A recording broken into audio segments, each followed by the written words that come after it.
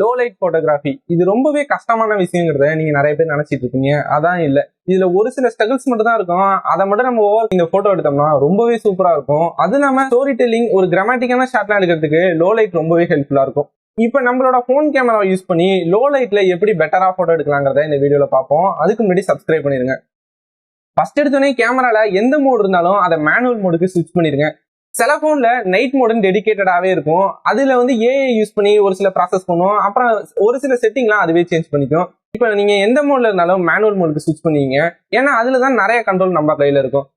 ISO இப்ப low light போட்டோகிராஃபில noise தெரியறதுக்கு மெயினான காரணமே ஐஎஸ்ஓ தான். அதனால ஐஎஸ்ஓவை முடிஞ்ச அளவு கம்மியாவே யூஸ் பண்ணுங்க. ரொம்பவே கம்மி பண்ணிட்டீங்கன்னா அந்த போட்டோ ரொம்பவே டார்க் ஆயிடும். அதனால அந்த நாய்ஸ் தெரியாத அளவுக்கு ஒரு 400க்கு மேல இருக்கிற மாதிரி வச்சுக்கோங்க. ஒவ்வொரு போனோட குவாலிட்டியை பொறுத்தவரை இந்த ஐஎஸ்ஓ ரேஞ்சு டிஃபர் ஆகிட்டே இருக்கும்.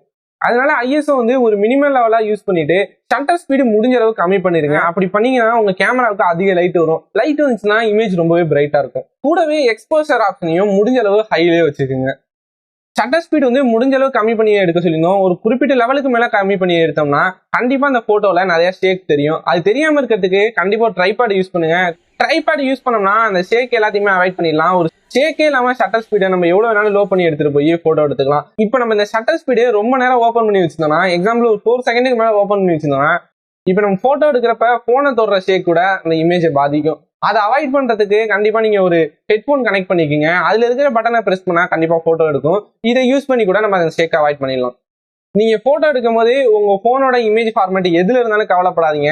ஜேபிஜில இருந்தாலும் பிஎன்ஜில இருந்தாலும் அதை அப்படியே எடுத்துட்டு போய் ரா ஃபார்மேட்ல சேஞ்ச் பண்ணிருங்க. ரா ஃபார்மேட்ல மட்டும்தான் உங்க கேமரா என்ன விஷயங்கள் பாக்குதோ அதோட ஃபுல் டேட்டா இருக்கும், எந்த கம்ப்ரஷனுமே இல்லாம. ஆனா ஃபைல் சைஸ் கொஞ்சம் பெருசா இருக்கும். ஆனா கண்டிப்பா அதுக்கான டீடைல்ஸ் அதுல இருக்கும். அதனால லோ லைட் போட்டோகிராஃபி மட்டும் இல்ல, உங்களுக்கு ஹை குவாலிட்டி போட்டோ வேணும்னாலே ரா ஃபார்மேட் யூஸ் பண்ணுங்க. ஆனா இதை நீங்க கண்டிப்பா போஸ்ட்ல எடிட் பண்ற மாதிரி தான் இருக்கும். ஏன்னா நிறைய இடங்கள்ல ரா ஃபார்மேட் சப்போர்ட் பண்ணாது. இப்போ ஒரு சில இடங்கள்ல போட்டோ எடுக்கும் போது அங்க லைட் ரொம்பவே கம்மியா இருக்கு, ஐஎஸ்ஓ என்னால இன்க்ரீஸ் பண்ணாம எடுக்க முடியாதுங்கிற மாதிரி சுச்சுவேஷன் இருந்தா ஐஎஸ்ஓ ஃபுல்லா இன்க்ரீஸ் பண்ணி எடுத்துருங்க. ஆனா போட்டோ எடுத்ததுக்கு அப்புறமா நாய்ஸ் கண்டிப்பா தெரியும். அந்த நாய்ஸ் எல்லாத்தையும் மறைக்கிறதுக்கு அந்த இமேஜ் அப்படியே பிளாக் அண்ட் ஒயிட்டா கன்வெர்ட் பண்ணிருங்க. பிளாக் அண்ட் ஒயிட்டா கன்வெர்ட் பண்ணிட்டோம்னா நார்மல் போட்டோல இருக்கிறத விட அந்த நாய்ஸ் கம்மியா தான் இருக்கும். பார்த்த உடனே தெரியும். இப்போ நீங்க லோ லைட்ல போட்டோ எடுக்கும் போது ஒரு லைட்டை போட்டோ எடுக்கிறீங்க, இல்லைன்னா ஒரு நெருப்பு எரியிற மாதிரியான விஷயங்கள், ஒரு மெழுகுவத்தி எரியறது, இதெல்லாம் போட்டோ எடுத்தீங்கன்னா உங்களுக்கு ரொம்பவே வேலை ஈஸியா இருக்கும். ஏன்னா சப்ஜெக்டே லைட்டுங்கிறதுனால அதுல பெருசா நமக்கு நாய்ஸ் தேவைப்படாது. அந்த சப்ஜெக்ட் மட்டும் ஃபோக்கஸ் பண்ணி போட்டோ எடுத்தாலே போதும். பேக்ரவுண்ட் ஃபுல்லாவே பிளாக் ஆயிடும். உங்களோட சப்ஜெக்ட் மட்டும் தனியா தெரியும்.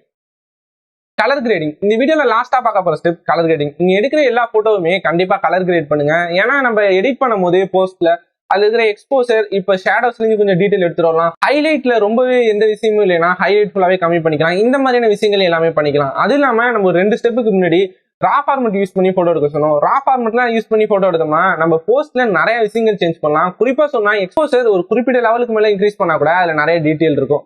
இந்த ஸ்டெப்லாம் ஃபாலோ பண்ணி நம்ம லோ லைட்ல போட்டோ எடுத்தோம்னா கண்டிப்பா அந்த இமேஜ் குவாலிட்டி ரொம்பவே பெட்டரா இருக்கும். அது மட்டும் இல்லாம இந்த வீடியோல நான் வேற ஏதாச்சும் விஷயங்கள் மறந்துருந்தேன்னா அதை கமெண்ட் பண்ணுங்க, நானும் தெரிஞ்சுக்கிறேன். அவ்வளவுதான் இந்த வீடியோ பிடிச்சிருந்தா லைக் பண்ணுங்க, மறக்காம இந்த சேனலை சப்ஸ்கிரைப் பண்ணிருங்க.